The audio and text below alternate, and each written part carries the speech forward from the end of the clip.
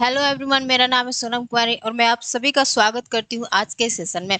तो आज हम लोग क्या पढ़ने वाले हैं, आपके पॉलिटी का एक बहुत ही इम्पोर्टेंट टॉपिक है जो कि क्या है, आपका रीऑर्गेनाइजेशन ऑफ स्टेट, यानी हमारे राज्यों का पुनर्गठन कैसे हुआ। आपने यहाँ पे एक वर्ड देखा जो कि क्या है, हमारा रीऑर्गेनाइजेशन है। रीऑर्गेनाइजेशन का मतलब ही क्या होता है, किसी भी चीज को दोबारा से रीऑर्गेनाइज करना। यानी हम लोग क्या पढ़ेंगे, अपने राज्यों के पुनर्गठन के बारे में पढ़ेंगे। यानी हमारे भारत में आजादी के समय राज्यों का क्या अस्तित्व था, यानी हमारे भारत में आजादी के समय कौन कौन से भारत में क्षेत्र थे। फिर हमारा जब संविधान बनता है तो उस समय हमारे भारत में कौन कौन से ऐसे क्षेत्र हैं। पूरा हम लोग अतीत से लेके वर्तमान तक जो हमारे राज्यों का अस्तित्व रहा है, हमारे भारत में कौन कौन से ऐसे क्षेत्र हैं उनके बारे में देखेंगे। ठीक है, तो आपको टॉपिक समझ में आ गया क्या है हमारा रीऑर्गेनाइजेशन ऑफ स्टेट, जिसमें हम लोग बहुत सारे आयोग के बारे में पढ़ेंगे। आपका एसके धर कमीशन क्या होता है, जेबीपी कमेटी क्या होता है, आपका फजल अली कमीशन क्या होता है, इन सारे के गठन के बारे में देखेंगे। और इन्होंने अपनी रिपोर्ट में क्या क्या बातें बोला था, वो भी सारी बातें देखेंगे। ठीक है, तो देखिए, राज्यों का पुनर्गठन का जब हम लोग बात करते हैं तो अब इससे हम लोग क्या करते हैं, बहुत अच्छे से और बेसिक से स्टार्ट करते हैं ताकि आपको कहीं पर भी डाउट ना रहे। तो राज्यों का पुनर्गठन जब हम लोग बात करते हैं तो सबसे पहले हमें देखना होगा कि हमारे भारत में आजादी के समय कौन कौन से ऐसे क्षेत्र थे। यानी भारत में आजादी के समय ऐसे कौन कौन से क्षेत्र थे, उनके बारे में थोड़ा सा हमें क्या करना है, देखना है। तो देखिए, यहाँ पे आप लोग हेडिंग लिखिएगा, भारत में आजादी के समय क्षेत्र, भारत की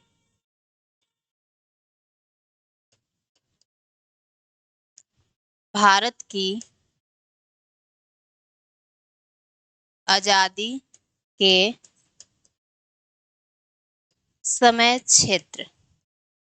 यानी जब हमारा देश आजाद हुआ था तो उस समय हमारे इंडिया में कौन कौन से ऐसे एरिया थे, उनके बारे में थोड़ा सा हमें क्या करना है, देखना है। ठीक है, यानी जब भारत हमारा आजाद हुआ था 15 अगस्त 1947 को, तो उस समय हमारे देश में कैसे कैसे क्षेत्र थे, कौन कौन से ऐसे राज्य थे, उनके बारे में थोड़ा सा देखना है। ठीक है, तो देखिए, सबसे पहला आपका एक क्या था, एक तो आपका था ब्रिटिश प्रोविंस। एक क्या था आपका, British British province. British province किसे बोलते हैं, जिस पर क्या था, आपके ब्रिटिशर्स का अधिकार था। दूसरा हमारा क्या आ जाता है, आपको हम बता दें, अगर आपसे हम पूछे कि हमारे भारत में आजादी के समय हमारे भारत में क्या देसी रियासतें थी। देसी रियासतें वैसे क्षेत्र कहते जिन पर क्या था ना, कि ब्रिटिशर्स डायरेक्ट रूल नहीं करते थे, वह वहां के राजा के माध्यम से क्या किया करते थे, रूल किया करते थे।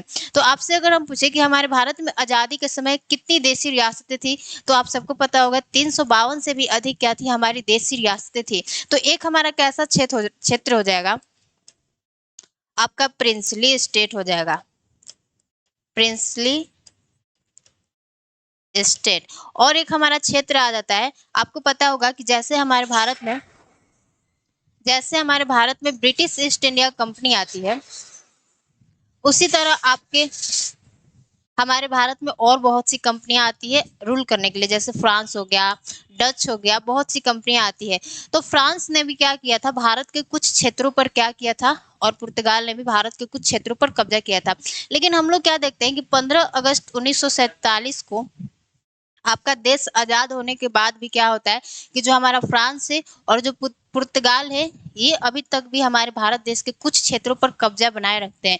तो उनका भी क्या था, कुछ क्षेत्र था। तो यहाँ पे लिखना है आपके फ्रांस फ्रांस एंड पुर्तगाल पुर्तगाल के औपनिवेशिक क्षेत्र।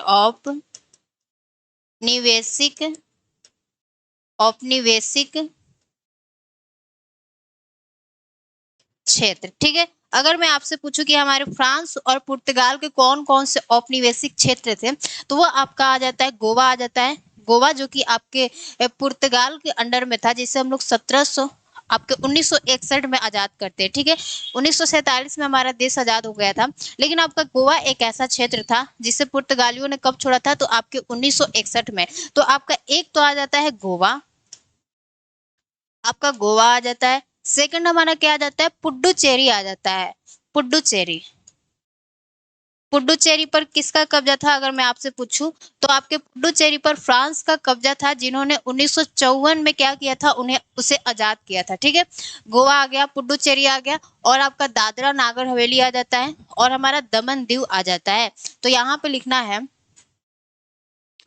दादरा नागर हवेली, एंड आपका लास्ट में क्या आ जाता है, दमन दीव आ जाता है, एंड आपका आ जाता है दमन एंड दीव।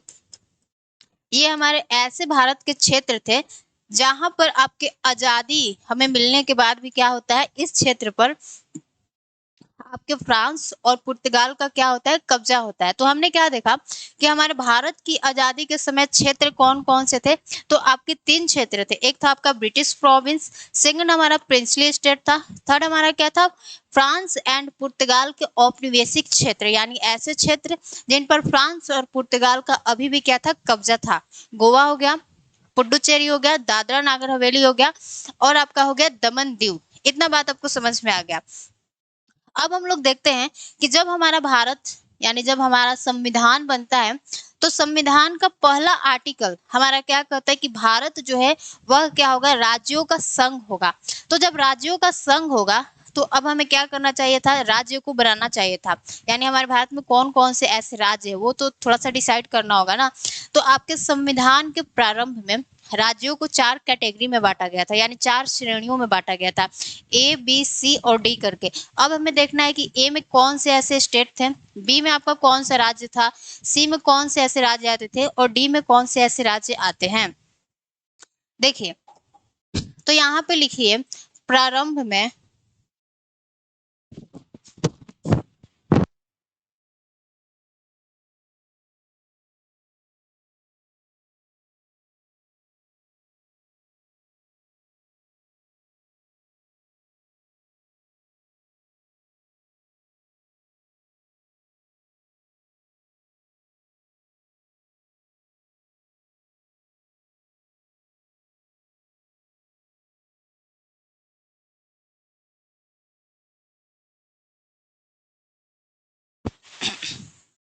देखिए तो यहाँ पे आपको हेडिंग क्या लिखना है, प्रारंभ में हमारे संविधान में भारतीय राज्यों को चार श्रेणियों में बांटा गया था। तो यहाँ पे लिखिए प्रारंभ प्रारंभ में हमारे संविधान में, यहाँ पे लिखिए, ठीक है, प्रारंभ में संविधान में भारतीय राज्यों को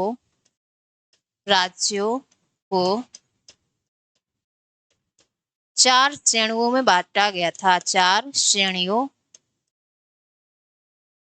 में बांटा गया था।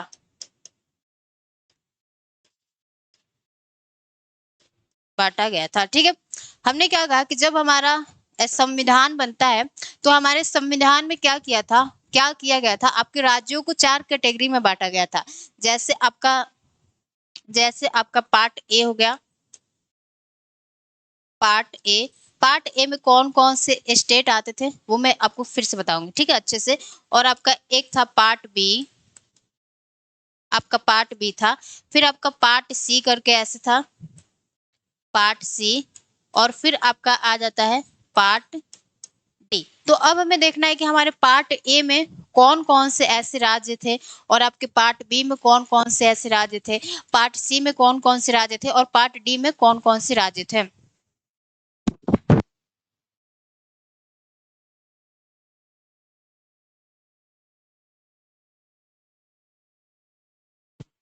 तो देखिए, अब हमें यहाँ पे लिखना है कि आपके पार्ट ए में कौन से मतलब भारत के राज्य आते थे। तो यहाँ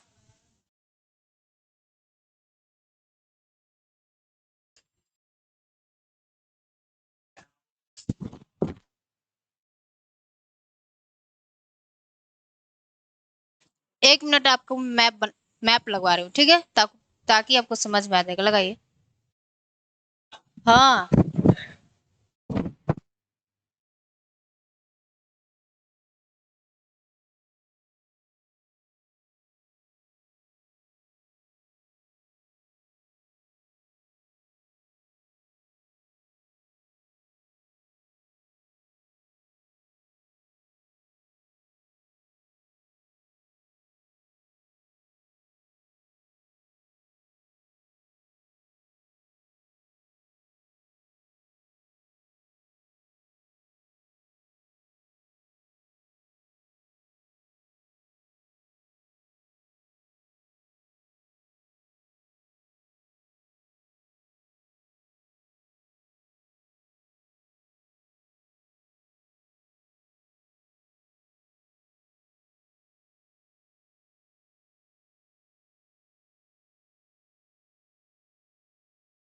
देखिए, तो हमने क्या बताया कि आपके संविधान के प्रारंभ में क्या किया गया था, आपके भारतीय राज्यों को 4 श्रेणियों में बाँटा गया था। आपका part A, part B, part C, part D.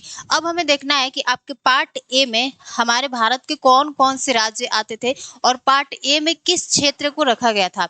तो ये जो आपको हम मैप यहाँ पर दिखा रहे हैं, इसमें हम आपसे उम्मीद करते हैं कि ये आपको क्या होगा, दिख रहा होगा। तो पहले यहाँ पे हम लोग लिखते हैं, पहले हम लोग यहाँ पर क्या लिखते हैं कि आपके पार्ट ए में,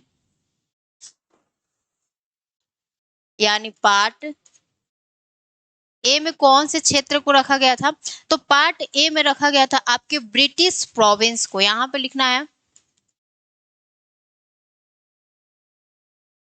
ब्रिटिश, ब्रिटिश प्रोविंस को रखा गया था। ठीक है, तो ब्रिटिश प्रोविंस का मतलब क्या होता है कि हमारे भारत में ऐसे क्षेत्र जिन पर क्या था, हमारे ब्रिटिशर्स का कब्जा था, यानी भारत के हमारे ऐसे क्षेत्र जिस पर क्या था, आपके ब्रिटिशर्स का कब्जा था, और फिर आजादी के बाद ये ब्रिटिशर्स क्या करते हैं, हमारे क्षेत्र को वापस दे देते हैं। तो अब हमें इस मैप में देखना है कि पार्ट ए में जो ब्रिटिश प्रोविंस था वो हमारा कौन कौन सा भारत का राज्य आता था। ठीक है, तो देखिए आपका पहला यहाँ पे देख सकते हैं कि आपका असम आ रहा है, जो कि क्या है, पार्ट ए में आ रहा है। ठीक है, असम के बाद हम लोग क्या देख रहे हैं, आपका असम के बाद आपका बिहार आ रहा है, बिहार के बाद आपका यूपी आ रहा है, यूपी के बाद आपका दिल्ली, ये सारा भाग आ रहा है, इधर पंजाब आ रहा है, और इधर हमारा मध्य प्रदेश आ रहा है, उड़ीसा आ रहा है, वेस्ट बंगाल आ रहा है, मद्रास आ रहा है, बॉम्बे आ रहा है। तो ये सब ऐसे क्षेत्र थे जिन पर क्या था, हमारे ब्रिटिशर्स का क्या था, कब्जा था। इसलिए इन क्षेत्रों को हम लोग क्या कहते हैं, ब्रिटिश प्रोविंस बोलते हैं। अब आपसे एग्जाम में क्वेश्चन मतलब स्टेट पीसीएस वगैरह में पूछ सकता है कि भारत में हमारे ब्रिटिश प्रोविंस जो हमारे राज्य थे उनकी संख्या कितनी थी। तो अगर इनकी संख्या की बात करें तो आपके भारत में ब्रिटिश प्रोविंस की जो संख्या थी वह कितनी थी, 9। यानी भारत में 9 ऐसे राज्य थे जिन पर क्या था, आपके ब्रिटिशर्स का कब्जा था। तो अब हमें देखना है कि जब हमारे संविधान में राज्यों को 4 कैटेगरी में बांटा गया था तो इनका प्रशासन कैसा चलता था, यानी जो ब्रिटिश प्रोविंस थे, यूपी, बिहार, असम, मध्य प्रदेश, वेस्ट बंगाल, उड़ीसा, बॉम्बे, मद्रास, इनका प्रशासन कैसे चलाया जाता था। तो देखिए इनका प्रशासन कैसे चलाया जाता था, वही बात आपको लिखना है। तो इनका प्रशासन यहाँ पे लिख लीजिए, इनका प्रशासन, मैं थोड़ा सा इसे ऐस कर ली हूँ, ठीक है, ताकि मेरे को लिखने में आसानी होगा। इनका प्रशासन, इनका इनका प्रशासन निर्वाचित विधायिका, निर्वाचित आपके निर्वाचित विधायिका, यानी जो विधायिका में जो भी लोग थे वो कैसे होते थे, तो हमारे इलेक्टेड होते थे, निर्वाचित होते थे। तो इनका प्रशासन निर्वाचित विधायिका प्लस, अब इनका कोई ना कोई एक हेड होना चाहिए। तो वो हेड कौन थे, आपके राष्ट्रपति द्वारा नियुक्त क्या हुआ करते थे, एक राज्यपाल हुआ करते थे, तथा राष्ट्रपति द्वारा राष्ट्रपति द्वारा राष्ट्रपति द्वारा नियुक्त राज्यपाल द्वारा इनका प्रशासन चलाया जाता था। ठीक है, चलाया जाता जाता था। तो ये बात आपको समझ में आ गया कि हमारे पार्ट ए में कौन कौन से स्टेट आते थे। यानी पार्ट ए वाले भाग को हमने क्या कहा, ब्रिटिश प्रोविंस कहा। ब्रिटिश प्रोविंस ऐसे क्षेत्र थे जिन पर क्या थे, आपके ब्रिटिशर्स का अधिकार था। और जब भारत हमारा आजाद होता है तो ये उस क्षेत्र को छोड़कर क्या होते हैं, चले जाते हैं। तो क्षेत्र कौन कौन से थे, आपका असम हो गया, वेस्ट बंगाल हो गया, यूपी हो गया, बिहार हो गया, दिल्ली हो गया, मध्य प्रदेश, उड़ीसा, मद्रास, बॉम्बे। ऐसे इनकी संख्या कितनी हो जाती है, 9 हो जाती है। अगर आपसे कोई इनका प्रशासन पूछेगा कि ब्रिटिश प्रोविंस का प्रशासन कैसे चलाया जाता था, तो वह आपके इनका प्रशासन एक हमारी निर्वाचित विधायिका प्लस राष्ट्रपति द्वारा नियुक्त राज्यपाल द्वारा इनका प्रशासन चलाया जाता था। ये बात आपको बिल्कुल क्लियर हो चुका है, उम्मीद करते हैं, ठीक है। अब आते हैं हम लोग पार्ट बी में कौन से ऐसे राज्यों को रखा गया था, ठीक है। तो देखिए पार्ट बी की मैं अगर बात करूं तो पार्ट बी में आपके कौन से स्टेट को रखा गया था, प्रिंसली स्टेट को रखा गया था, यानी देशी रियासतों को। Princely princely state. Princely state की अगर आपसे कोई संख्या पूछेगा कितनी थी, तो इनकी भी संख्या कितनी थी, 9 ही थी, ठीक है। अब प्रिंसली स्टेट किसे बोलते हैं, तो हमारे ऐसे क्षेत्र जिन पर क्या था, आपके जो ब्रिटिशर्स थे वो राजा के माध्यम से क्या करते थे, शासन किया करते थे। डायरेक्ट रूल इस पे नहीं करते थे, इनडायरेक्ट रूल करते थे, ठीक है।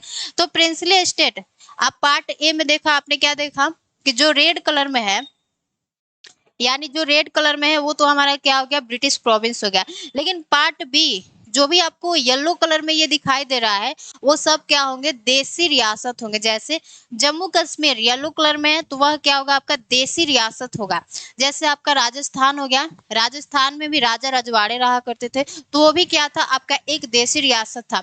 आपका जूनागढ़ हो गया, जूनागढ़ भी आपने देखा कि किस तरह से उन लोगों ने भारत में रहने की ना आपत्ति जताया था। फिर आपका यहाँ पे मैसूर आ जाता है, फिर यहाँ पे त्रावणकोर आ जाता है, फिर यहाँ पे आपका हैदराबाद आ जाता है, आपका मध्य प्रदेश यानी विंध्य रेंज वाला कुछ भाग आ जाता है। और ऐसे करके हमारे ये भारत में कितने देशी रियासतें थी, तो 9 देशी रियासतें थी। तो अब इनका प्रशासन कैसे हमारे भारत में चलाया जाता था, उनको थोड़ा सा देखना है, ठीक है। तो देखिए इनका प्रशासन हमारे राज्य प्रमुख द्वारा चलाया जाता था, और जो कि क्या हुआ करता था, आपके राष्ट्रपति द्वारा नियुक्त हुआ करता था। इनका प्रशासन इनका प्रशासन राज प्रमुख द्वारा चलाया जाता था चलाया जाता था जो कि राष्ट्रपति द्वारा क्या हुआ करता था, आपका अपॉइंटेड हुआ करता था। जो कि राष्ट्रपति द्वारा राष्ट्रपति द्वारा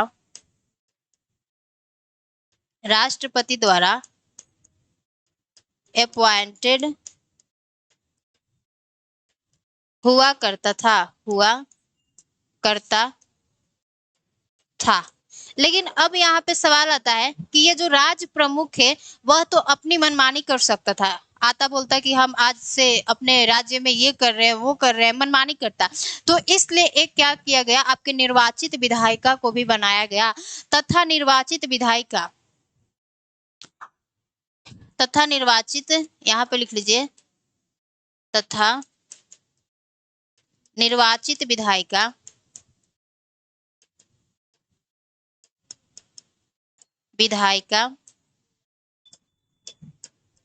के माध्यम से, ठीक है।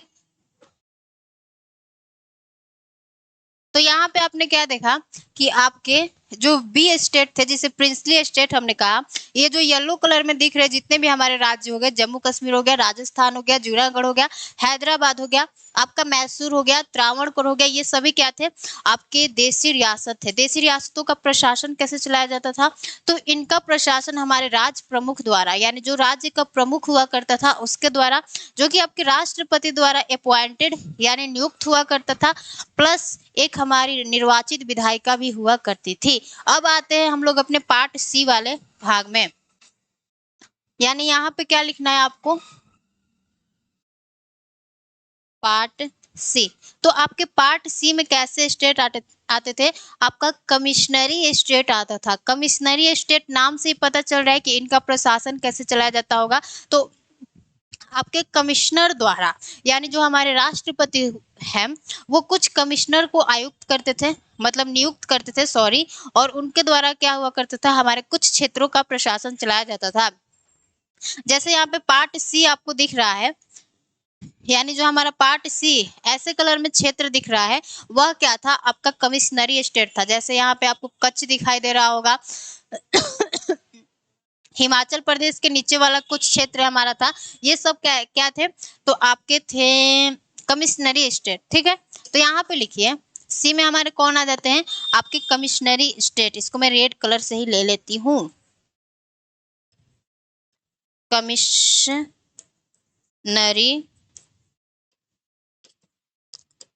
कमिश्नरी स्टेट। अब आपसे कोई पूछेगा कि हमारे भारत में कमिश्नरी स्टेट की संख्या कितनी थी? तो जो आपकी संख्या थी वह आपकी थी 10, यानी 10 कमिश्नरी स्टेट हमारे राज्य में थे। अब इनका प्रशासन कैसे चलाया जाता था? तो राष्ट्रपति द्वारा नियुक्त आयुक्त के द्वारा, आयुक्त को ही हम लोग इंग्लिश में क्या कहते हैं? कमिश्नर कहते हैं। ठीक है, तो इनका प्रशासन यहाँ पे लिखिए, इनका प्रशासन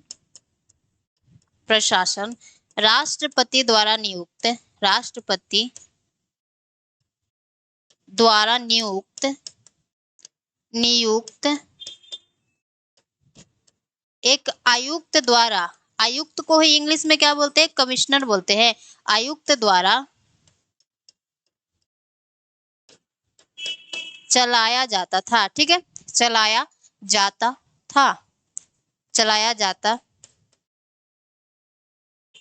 था। तो ये आपको पार्ट सी भी क्या हो गया?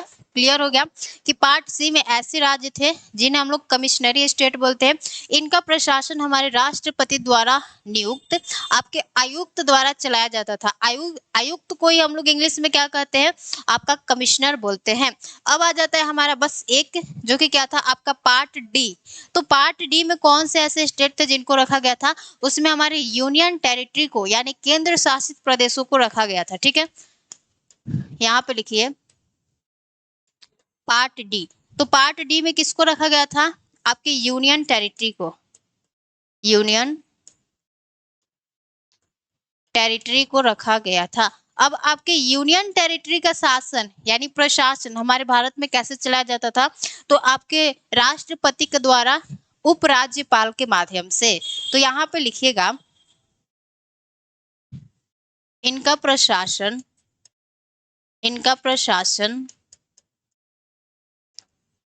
राष्ट्रपति द्वारा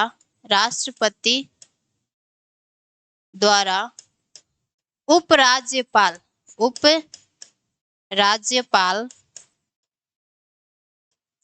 के माध्यम से चलाया जाता था, माध्यम से चलाया जाता था। ठीक है, चलाया जाता था, चलाया जाता था। अब आपके अगर मैं पूछूं कि उस समय पे हमारे यहाँ पे यूनियन टेरिटरी कौन था, तो आपका एक था अंडमान निकोबार,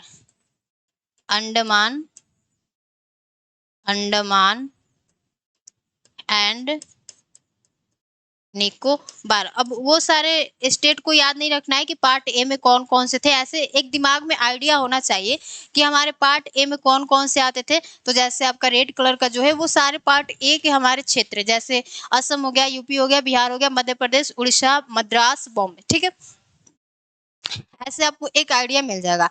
अब आते हैं हम लोग क्या कि हमने देखा कि हमारे संविधान के प्रारंभ में क्या किया गया था? आपके राज्यों को 4 श्रेणियों में बांटा गया था, वो हमने देख लिया। और इनका प्रशासन कैसे चला था वो भी हमने देख लिया, कैसे कैसे इनका प्रशासन चला। अब हम लोग देखते हैं कि देखिए, अब आपके थोड़ा सा कुछ कहानी पे हम आते हैं, फिर आपको मैं आगे ले चलूंगी कि होता क्या है कि आपके देश में यानी हमारे भारत में लगभग 352 से अधिक क्या थी? देशी रियासतें थी। सभी देशी रियासतों का विलय भारत में हमारे सरदार पटेल ने बहुत ही संघर्ष से क्या किया। लेकिन अब जब सरदार पटेल ने सारे देशी रियासतों का विलय हमारे भारत में कर लिया, तो अब हमारे दक्षिण से क्या मांग उठने लगती है? भाषा के आधार पर अलग राज्यों की मांग। यानी जैसे कोई एक क्षेत्र है जहाँ पे कुछ लोग अपना एक लैंग्वेज बोलते हैं। तो उन्होंने क्या कहा कि इस हमारे लैंग्वेज के आधार पर क्या कीजिए, हमारे एक राज्य का गठन कीजिए। तो कुछ लोगों ने क्या करना स्टार्ट कर दिया, डिमांड मांगना, मतलब डिमांड करने लगे लोग कि हमें क्या होना चाहिए, भाषा के आधार पर एक अलग राज्य हमें मिलना चाहिए। तो जब भाषा के आधार पर अलग राज्यों की मांग उठने लगी, तब हमारे देश के जो नेहरू जी थे उन्होंने क्या किया, आपके एसके धर कमीशन का क्या किया, गठन किया। यह आपका पहला क्या था, भाषाई प्रांतीय आयोग था। ठीक है, तो देखिए यहाँ पे आपको लिखना है, यहाँ पे आपको थोड़ा सा एक लैंग्वेज लिखना है। वो लैंग्वेज हमारा क्या होगा, हमारे सरदार पटेल ने यहाँ पे लिखे, भारत में देसी रियासतों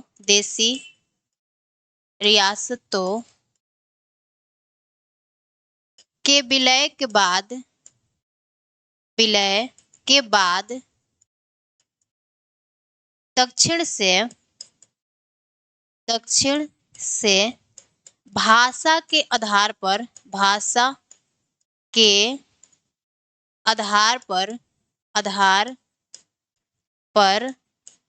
अलग राज्यों का मांग उठने लगा। ठीक है, मांग उठने को मैंने कैसे लिख दिया, ओहो, उठने लगा। ठीक है, तो हमने क्या कहा कि आपके जैसे हमारे यहाँ पे सरदार पटेल ने क्या किया, बहुत ही संघर्ष से उन्होंने क्या किया, आपके सभी देशी रियासतों का भारत में विलय किया। तो उसी समय पे यानी उसके थोड़े ही दिन बाद में क्या होने लगता है, दक्षिण भारत से क्या होने लगती है, भाषा के आधार पर अलग राज्यों की मांग उठने लगती है। तो जब भाषा के आधार पर अलग राज्यों की मांग उठती है, तब हमारे नेहरू जी ने क्या किया, आपके एसके धर कमीशन का क्या किया, गठन किया, जो कि क्या था, आपका पहला भाषाई प्रांतीय आयोग था। तो लिखिए यहाँ पे जून 1948 में नेहरू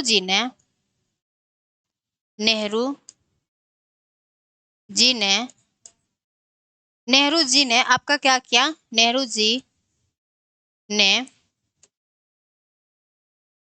एसके धर, यहाँ पे थोड़ा सा मैं इसको डार्क से लिख रही हूँ ताकि आपको समझ में आएगा। ठीक है, एसके धर कमीशन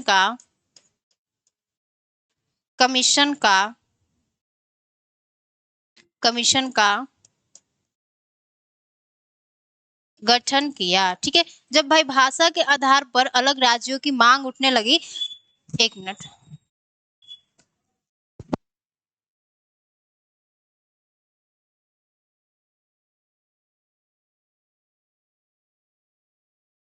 हमने क्या बताया कि जब आपके भाषा के आधार पर अलग राज्यों की मांग उठने लगी, तब हमारे नेहरू जी ने क्या किया कि एसके धर कमीशन का क्या किया, गठन किया।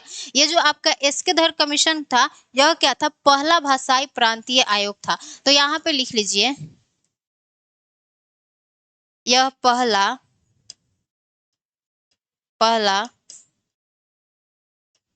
भाषाई प्रांतीय आयोग था, प्रांतीय आयोग था। ठीक है, अब हम लोग देखते हैं कि आयोग ने अपना रिपोर्ट कब दिया। तो आयोग ने अपना रिपोर्ट कब दिया, आपके जून 1948 में बनता है, और दिसंबर 1948 में इसने क्या किया, रिपोर्ट अपना दिया। और इसने अपने रिपोर्ट में क्या कहा कि राज्यों का गठन आपके भाषा के आधार पर न करके क्या किया जाए, प्रशासनिक सुधार के आधार पर किया जाए। प्रशासनिक सुधार का मतलब क्या हो गया कि जो शासन चलाने की जो व्यवस्था है उसके आधार पर किया जाए, ना कि लैंग्वेज के आधार पे। तो इससे क्या हुआ ना कि जो लोगों ने भी क्या किया था ना, विद्रोह मतलब कि मांग किया था इस बात की, उनमें और ज्यादा असंतोष फैल गया कि हमारी मांगे पूरी नहीं की जा रही है, हम असंतोष को और ज्यादा बढ़ाएंगे। ठीक है, तो आपने देखा होगा छोटा बच्चा कुछ मांगता है, चॉकलेट मांगता है, उसको नहीं दिया जाएगा और बोला जाएगा चुप, नहीं दिया जाएगा तुम्हें, और वो ज्यादा रोने लगता है। तो उसी तरह जब आपके लोगों ने ये डिमांड उठाई और ये रिपोर्ट में उल्टा बोल देते हैं कि नहीं, भाषा के आधार पर गठन तो होगा नहीं। तो लोगों के बीच में क्या होता है, असंतोष बड़े लेवल पर फैल जाता, मतलब बढ़ जाता है। ठीक है, तो यहाँ पे लिखिए, इन्होंने अपने रिपोर्ट में, यानी जब इनका रिपोर्ट आता है रिपोर्ट में, तो रिपोर्ट में इन्होंने क्या कहा कि राज्यों का गठन राज्यों का गठन राज्यों का गठन भाषा के आधार पर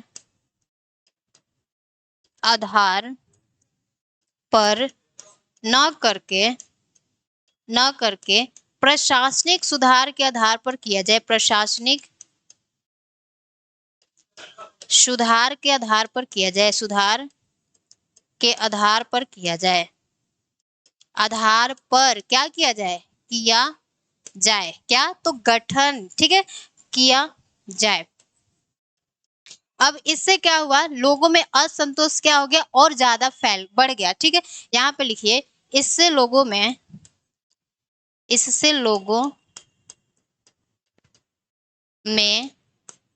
असंतोष और बढ़ गया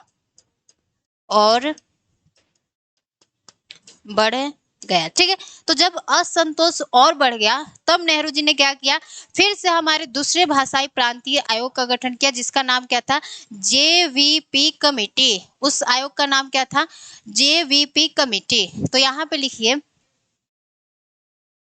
जेवीपी कमेटी। अब जेवीपी, इसके अध्यक्ष कौन कौन थे, इसके नाम में ही क्या छुपा है, इनके अध्यक्ष का नाम छुपा है। ठीक है, आपके जे से कौन हो जाते हैं, तो आपके जवाहरलाल नेहरू हो जाते हैं। ठीक है, तो यहाँ पे लिखिए, जवाहरलाल नेहरू, आपके जवाहरलाल नेहरू थे। फिर आपके भी से क्या हो जाते हैं, तो पट्टाभी सीतारमैया हो जाते हैं, जो कि आपके गांधी जी के क्या थे, बहुत फेमस क्या थे, व्यक्ति थे। तो यहाँ पे लिखिए, पट्टाभी सीतारमैया। ठीक है, और हमारे पी से क्या हो जाते हैं, आपके सरदार पटेल हो जाते हैं। सरदार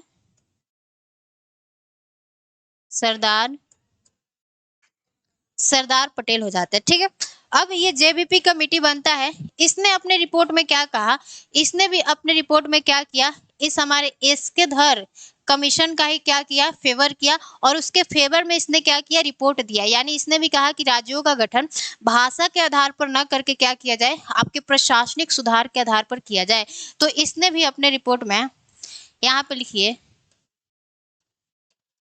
इसने अपना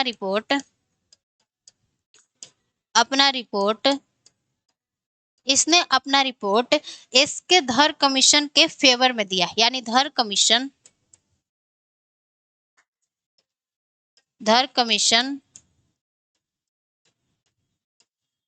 के फेवर में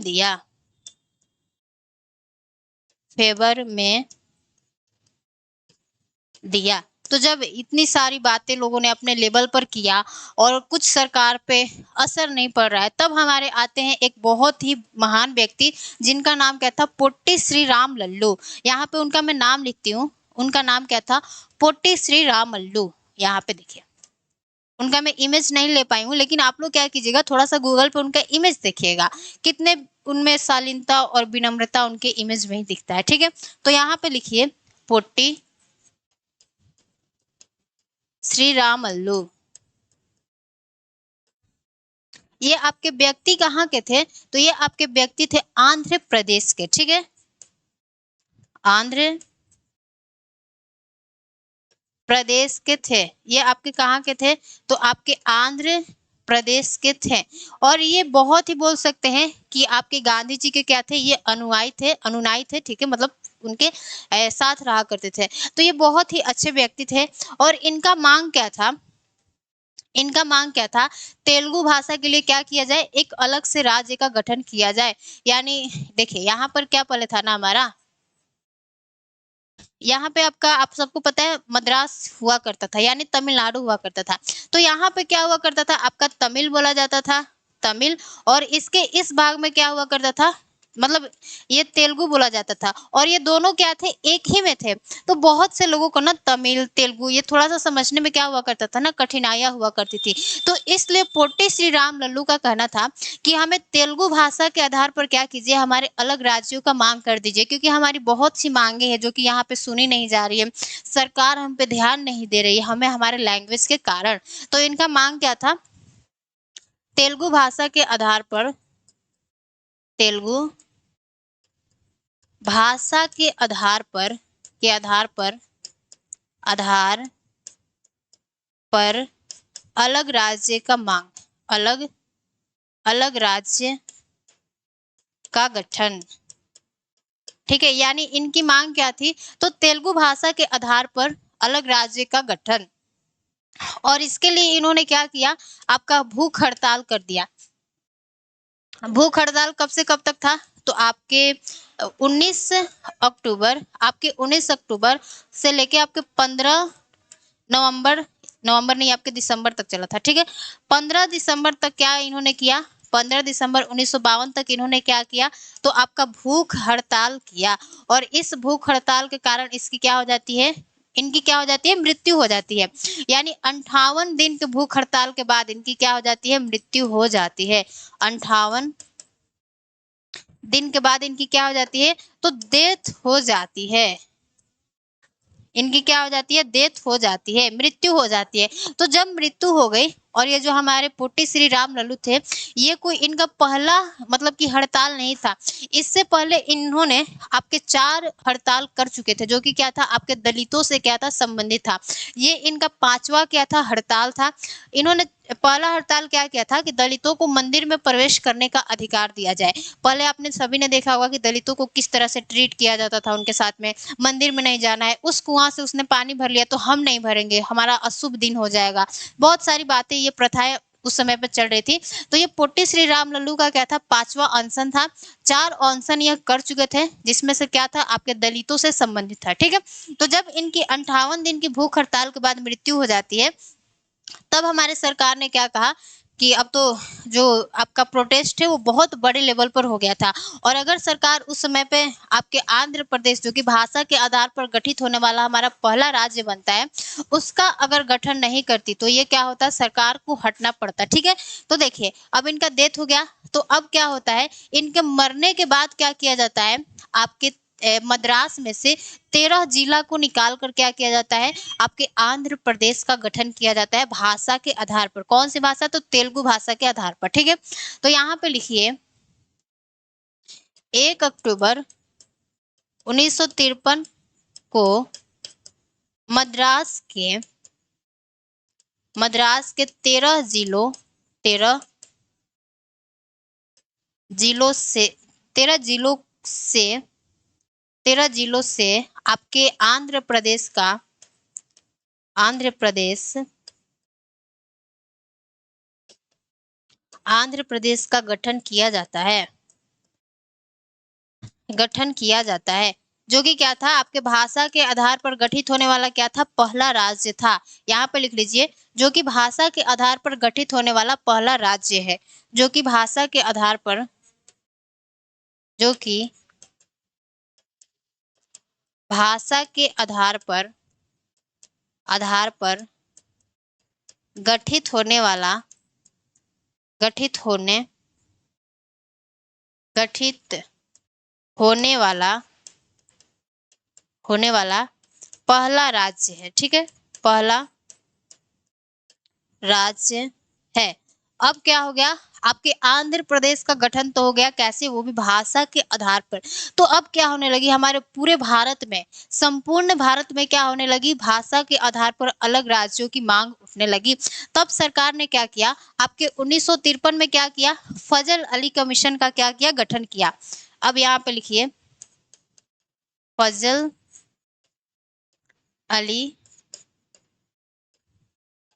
कमीशन। ये जो आपके फजल अली कमीशन थे, इसके अध्यक्ष कौन थे? तो हमारे जस्टिस फजल अली थे, ठीक है, इसलिए कमीशन का नाम ही रख दिया गया फजल अली कमीशन। तो ये जो फजल अली कमीशन के जितने भी हमारे सदस्य थे, उन लोगों ने क्या किया, पूरे भारत का क्या किया, भ्रमण किया, और उन लोगों ने लगभग, हमने सुना है कि 9000 लोगों से क्या किया, पूछताछ किया, उनका इंटरव्यू लिया कि क्या भाषा के आधार पर अलग राज्यों का गठन करना सही है या नहीं, ठीक है।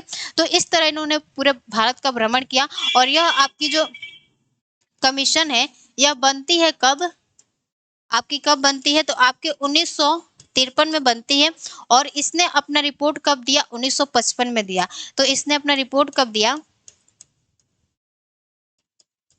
आपके 1955 में दिया, और इसी के रिपोर्ट के आधार पर क्या होता है, हमारे भारत में 7वां संविधान संशोधन 1956 होता है, 1956 में किया गया था, और इन चारे राज्यों को आपस में मिलाकर क्या कर दिया जाता है, आपके 14 स्टेट और 6 यूनियन टेरिटरी बना दिया जाता है। तो यहाँ पे लिख लीजिए, ये जो हमने 4 स्टेट बताया, A B C D, इनको क्या कर दिया जाता है, अब मिला दिया जाता है। तो यहाँ पे लिखिए, इनके रिपोर्ट के आधार पर, इनके रिपोर्ट के आधार पर, इनके रिपोर्ट के आधार पर आपका 7वां संविधान संशोधन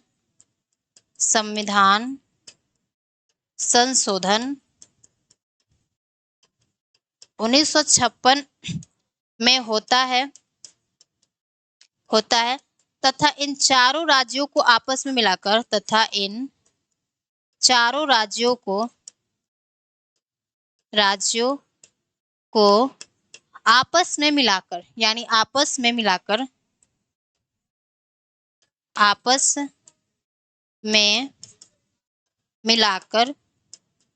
आपके 14 स्टेट तथा 6 यूनियन टेरिटरी को बनाया जाता है। 14 स्टेट तथा 6 यूनियन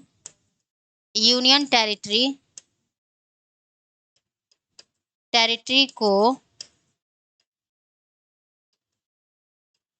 बनाया जाता है, ठीक है। तो ये हमने क्या देखा कि हमारे राज्यों का गठन कैसे हुआ, किस हम लोग कमीशन के आधार पर हमारा क्या परिणाम निकला, तब हमने अपने संविधान में 7वां संविधान संशोधन 1956 में किया, तब जाके हमने क्या किया, अपने भारत में 14 स्टेट तथा 6 यूनियन टेरिटरी को क्या किया, हमने बनाया। तो आपने देखा कि इतना लंबा हमारा प्रोसेस चला, तब जाके क्या हुआ, आपके 6 यूनियन टेरिटरी। उस समय पे 6 यूनियन टेरिटरी कौन थे, आपको बता देंगे जब हम लोग केंद्र शासित प्रदेश पढ़ेंगे तब। अभी बता दे रहे हैं, आपका अरुणाचल प्रदेश था, हिमाचल प्रदेश भी था, आपका गोवा भी था, मणिपुर था, मिजोरम था, त्रिपुरा था। ये 6 क्या थे, उस समय पे हमारे यूनियन टेरिटरी मतलब के रूप में घोषित किया गया था। और 14 स्टेट कौन कौन थे जो कि उस समय पे बनाया गया था, एक बार आप लोग लक्ष्मीकांत बुक में उसका लिस्ट देख लीजिएगा, ठीक है। तो ये उम्मीद करते हैं कि जो हमारे राज्यों का पुनर्गठन है, ये आपको टॉपिक समझ में आया होगा और थोड़ा सा हेल्पफुल होगा, और ये बहुत ज़्यादा इंपॉर्टेंट टॉपिक है। अगर आप लोग भारत के प्रशासन के बारे में पढ़ते हैं और आपको यही नहीं पता है कि हमारा जब देश आज़ाद हुआ तो उस समय पे हमारे इन राज्यों का प्रशासन कैसे चलाया जाता था, अभी वर्तमान में कैसे राज्यों का प्रशासन चलाया जाता है, तो थोड़ा सा दोनों के बारे में पढ़ना रहता है। और आज के लिए बस इतना ही रखते हैं, और उम्मीद करते हैं कि ये सेशन आपको अच्छा लगा होगा, और मिलते हैं आप सभी से अगले वीडियो में। तब तक के लिए सभी को जय हिंद, नमस्ते।